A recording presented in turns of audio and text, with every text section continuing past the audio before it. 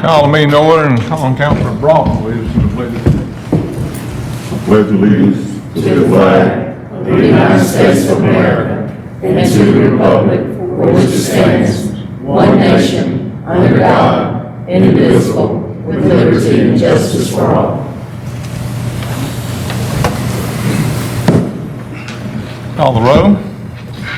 Councilor Brown? Here. Councilor Weaver? Here. Councilor Broughton? Here. Councilor Watson? Councilor Barton? Here. Mayor Lovelace? Here. We have a quorum to do business. Approve the January 27, 2020 minutes. Make a motion, please, January 27, 2000 minutes. Second.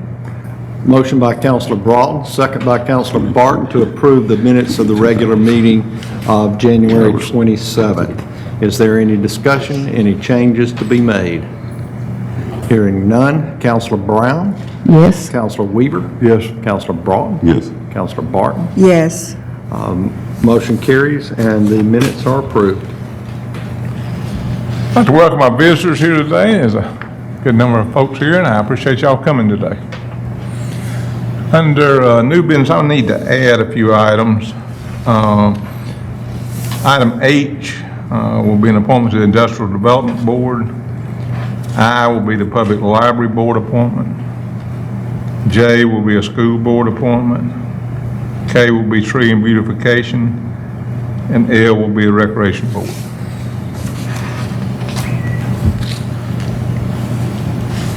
Under new business, the first item is to approve the accounts payable for January 2020. Motion to approve accounts payable for January 2020. Second. Motion by Councilor Brown, second by Councilor Weaver to approve the January 2020 accounts payable. Is there any discussion? Hearing none. Councilor Brown? Yes. Councilor Weaver? Yes. Councilor Broughton? Yes. Councilor Barton? Yes. Motion carries and the accounts payable are approved. Today, I'm happy I have a proclamation to read for the T.R. Miller High School swim team. And I'm going to read the proclamation first, and then I'm going to ask the swim team to come forward, and then I'll present the proclamation down front. Proclamation.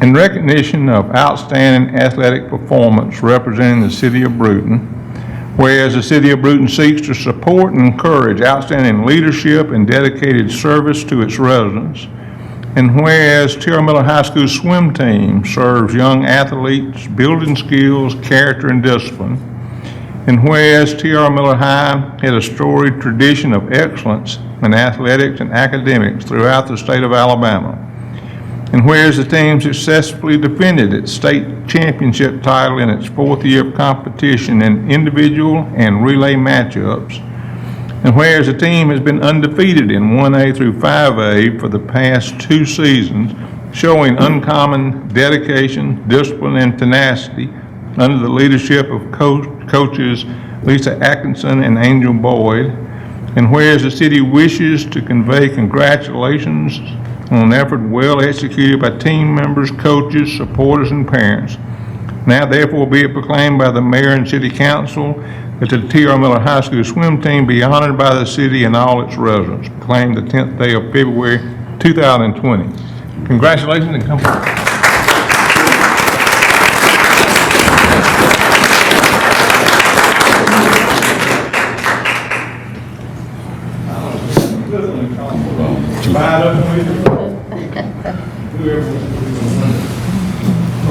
Might want to slide this way, get behind me.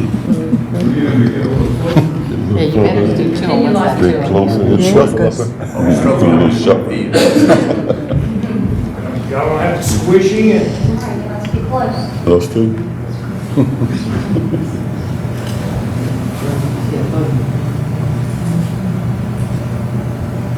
2 and 3. No, 2 and 3.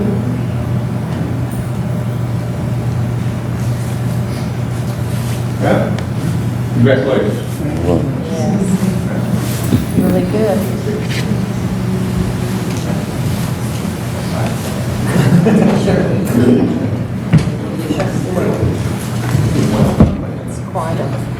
honor. They've worked hard. We'll take a second while they get some T-shirts we have for them. And you're welcome to stay, but generally, most people just go ahead and leave.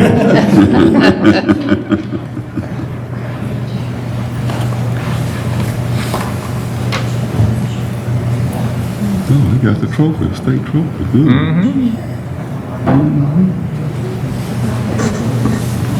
You notice the swimmers aren't real fast. No, It is. Okay.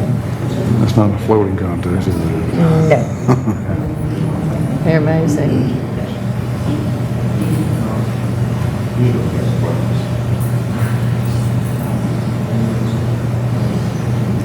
That's really neat to see. Wow. You know, they have a wrestling team too now. Did- Okay, the next item is about the annual mud run. I'm gonna call on Coach Atkinson to please come forward and talk to us about that. Thank you, Mayor. Thank you, Council. I appreciate y'all recognizing that. I tell you, from two at the house, a lot of hard work goes into that, and those kids work hard, and that's been a long time coming, so that's a big deal for us. I would like to ask permission from y'all again this year to do the third annual Burnt Corn Creek Run on, this year will be June the 13th, 2020. We would also like to be able to use O'Bannon Park on June 12th for our packet pickup. I can tell you the first year was a big success. Last year was an unbelievable success of how well it went. We increased over 50% for the number of runners. We were over 450 runners last year went through the course. In the past 2 years, we've been able to give back over $20,000 to the community in cash prizes, to our charities that we've given back to, and also schools and other things. So it's been a tremendous blessing for our community. I hope that you'll continue to do this, and it's been a really big deal for us. Steve has got some video for us. He wanted to kind of let y'all see some things that went through last year. Most of you were able to come down and watch the race, but we're going to actually show you a few clips right here.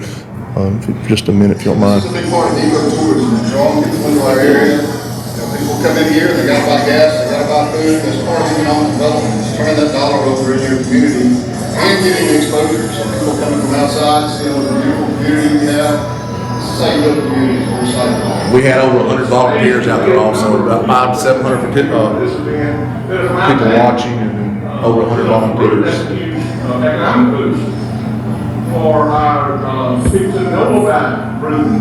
And I was talking to a runner last night who says he runs in a lot of these type of events. He said there's none that compare with the one we put on, especially because so much of it is outdoors, in the woods, through the creeks. He was very excited. We have a lot of natural obstacles, and last year we started adding a lot of man-made obstacles in it also. The thing that we have, one of the biggest draws over everybody else, we have over 50 obstacles in our race. Most folks are going to have 20 to 25 obstacles, and we'll probably push 60 this year. Home of the Shoe Sucker, that is probably, Steve will tell you, that's some nasty stuff right there. It's amazing. But after it, you can see 400 people go through that pit right there. It's pretty rough, but people love it. That's Harrison Horton there. That's the team that won it last year. This right here is what we call the lily pad. We'll do a couple more of those. That's a log hoist. You saw it several weeks out in front. That's where a lot of our advertising comes from. That's an A-frame. We're going to build some more of those this year also. So it's become, and we've talked to sponsors already, and all the sponsors are all on board. Even more, several of them even more so. So it's been a big hit. People really want to be a part of it. We got to kind of fix up the end. We had a lot of people coming down the slide at the end. We've got a lot of water there. I'm going to try to cut some of the water down the other end as they're coming through this low crawl right here to make it where look like they've been through a real mud run. So they come out pretty clean. Well, they're not clean, but they look clean. We're going to fix that problem. I had it fixed last year, but somebody put a little too much water in it. Is the Washateria one of y'all sponsors? Oh, yeah. Hurricane is.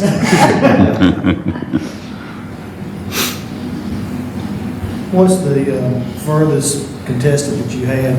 We've had Texas. Last year we had 7 states: Texas, Tennessee, Mississippi, Georgia, Alabama, and Florida. So we've got people from all over. I'm really thinking that could really take off this year. There were several people that have run the Spartan race. The Spartan races cost anywhere from $150 to $200 per person. Ours is anywhere from $30 to $50 to $60 per person. So we're a very economical race. A lot of that's because of what y'all are able to do for the equipment and everything we use. So this might be my favorite thing to do. Last year I was kind of upset that something happened there. We'll circle back around and watch this and watch those kids finish and the smiles on the faces, watch those kids kill themselves for a mile. It was pretty neat to do. So I was very pleased with that. Kids, it's a mile run, so there's probably 50 to 60 kids doing it, probably a lot more this year, I'd imagine. I've already got kids in my classroom talking about they're going to make teams. Yeah, he snuck through there. He's using his head. And that's kind of a difficult thing to do. You're combining the adult course and the kids course, you kind of got to be careful there what you can and can't do there. So, You know, the first group they send off are the, I guess, I don't know what your class is called. The elite race. Elite runners or whatever. And of course, those guys are all pumped up and they're ready to go, and they asked me to shoot the gun off. So I'm standing out there and they're all ready, and I go, on your mark, set, click. And they all look at me like, we could kill this guy. Cock it again, say the same thing, click. I thought, oh, I'm picking up the woods. Fortunately, it's an electronic thing. It goes back to the start thing. Anyway, it went off the third time. So, I was saying. Yeah. I assume y'all want to use the same space. yeah, we actually use, when Steve came to me, we want to promote all three parts. We will use O'Bannon's where we'll start and finish, and then it rolls over to E.O. Wilson after it goes through the creek a few times, and it comes up to Jennings. The Jennings part last year, we'll do a lot of our bigger obstacles where people can get out and see it, and also at the end at O'Bannon part, we'll use some of the equestrian, the rodeo down there also, just a little bit of there. They kind of go up and down at the very end. Some people call me sadistic for making them run through that at the end of it also, because it's pretty the rough. dates After you've you been needed 3.5 are- miles going through that. The dates you needed to win now? Be June the 13th, June 13th. So you need the 12th, 13th? 12th and 13th is when it And would actually be. 14th, I guess. Yes, sir. Yeah, there'll be some, it takes a little while to clean it all up, so, but it's been We need a been a big motion to success. approve. Make a motion, we approve the mud run. Second. Motion by Counselor Broughton, second by Counselor Brown, to approve the mud run for this year. Is there any discussion? Hearing none, Counselor Brown? Yes. Counselor Weaver? Yes. Counselor Broughton? Yes. Counselor Barton? Yes. Motion carries, and the mud run is approved. Thank you. If I do get asked to pull the trigger, make sure that gun works first. I will make sure, may bring you a shotgun this year. Good. Thank you, that's been a great success. It has been. We had a members of the medical clinic board's term was up, and I call on Counselor Barton for the recommendation of her committee. Motion to approve Glennie Carter back on the medical clinic board. Second.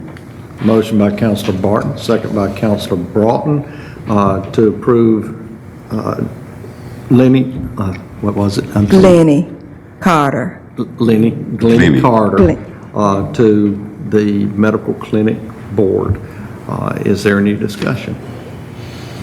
Hearing none. Counselor Brown? Yes. Counselor Weaver? Yes. Counselor Broughton? Yes. Counselor Barton? Yes. Motion carries, and Glennie Carter is approved as a member of the medical clinic board. Next item is a budget line transfer from Coastal Gateway to Escambia County Industrial Development Board, ordinance number 20-0210. Motion to approve ordinance 20-0210. Second. Motion by Counselor Brown, second by Counselor Weaver to approve ordinance number 20-0210. Is there any discussion? Hearing none. Counselor Brown? Yes. Counselor Weaver? Yes. Counselor Broughton? Yes. Counselor Barton? Yes. Motion carries, and the ordinance to approve the line item transfer in the budget for transferring from the Coastal Gateway organization to the Escambia County Industrial Development Board is approved. At 103 East Jackson Street is a vacant lot, and the city wants to use that lot to run the new sewer line under that lot to the new fire station. So the next item is to either purchase that real property or purchase a right-of-way underneath that property at 103 East Jackson Street, resolution number 20-0210. I make a motion to approve resolution number 20-0210. Second. Motion by Counselor Weaver, second by Counselor Broughton to approve resolution number 20-0210. Is there any discussion? Hearing none, Counselor Brown? Yes. Counselor Weaver? Yes. Counselor Broughton? Yes. Counselor Barton? Yes. Motion carries, and the resolution to approve the purchase or of a property or a right-of-way at 105 East Jackson Street. 103. I don't know why it says 103 on here, the It's resolution. 105? The resolution actually says 105, so it is 105. Okay, 105. I'm going to call on Steve Layton to talk about the upcoming census before we discuss the next census item. When it starts and so forth, and what you're working on. Thank you, Mayor. March 1st, everybody will start seeing mailings that will come to their home, and in that mailing, it will give you a number that corresponds with your address. That's what Lawton Ship has been working on as far as the city is concerned. And from that mailing that you get, you'll be able to do your census by phone, by keying it in, by a phone call, or by going online. This will be the first time it's ever been done online. And if you are not able to do it those ways, then you'll also get a paper form in the mail as well. If you don't accomplish any of those tasks before the census closes, they will have that person to knock on your door and say, hey, so you're at this address, you've not filled out your census material, need to go ahead and do a survey of who you have in your home. The whole process should take no more than about 6 minutes. There are like 10 questions in 6 minutes, and it applies to every person in that dwelling. There are some things that they'll have to look at as far as schools, hospitals, nursing homes. A lot of this information will be disseminated out to the different churches, schools. I have printing that has been done as of today. We'll be getting signs out shortly to announce to all the citizens that the census will be taking place in Brewton. So we'll also be using social media to push that message along as well. Once this thing starts, the kickoff for the whole state will be around April. And once that starts, then it'll be a full push to get Brewton counted as quickly as possible. Couldn't be anything more important for the city this year than proper counting of the number of citizens inside the city limits. The mayor's right. You're looking at an amount of like $13 billion that has to be distributed. And that figure is based on what we receive is based on what our county is. And that's applicable to your schools, your hospitals, your roads. All of these things are based on what the count of the population is in your area. So it is of the utmost importance for every person to be counted in the city of Brewton. And how long will it take for them to get this information back in? You say it'll be mailed out on March the 1st? As soon as that information is mailed out, then that pretty much starts the process of the census. Then they'll go into August, I believe, is when everything closes out. And we'll get our information as what our count will be following that. So it's going to be a rushed process. They give you ample time to make sure that you've got everything taken care of. And if your paperwork does not match your home, then there'll be somebody coming around checking to see, a back door to make sure that you are who you say you are and there are the right amount of people in the home. So there are some checks and balances that the federal government has worked out, even from the computer side of it. So.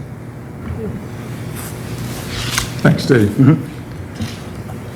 The next item is to approve the temporary placing of census signs on the city right-of-way, resolution number 20-0210-1.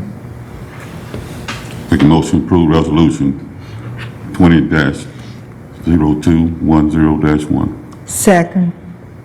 Motion by Counselor Broughton, second by Counselor Barton to approve resolution number 20-0210-1.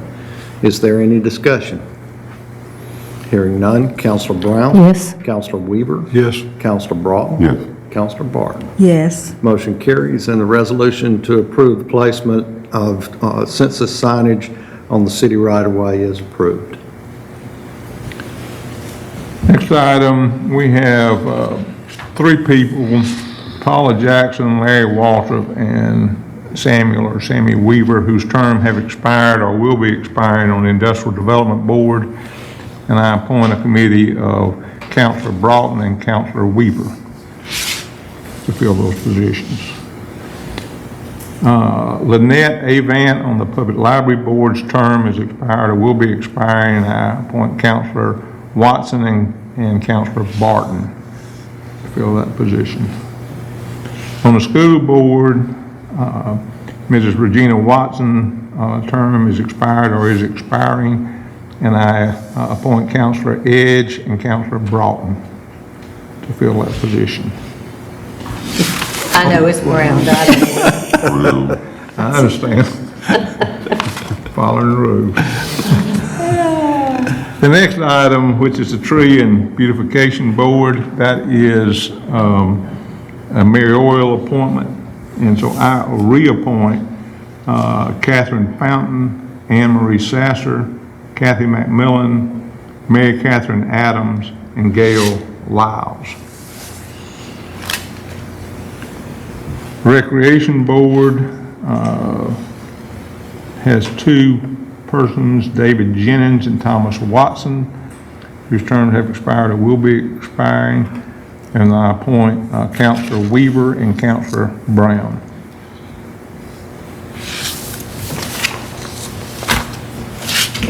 I think that's it. Meeting is adjourned.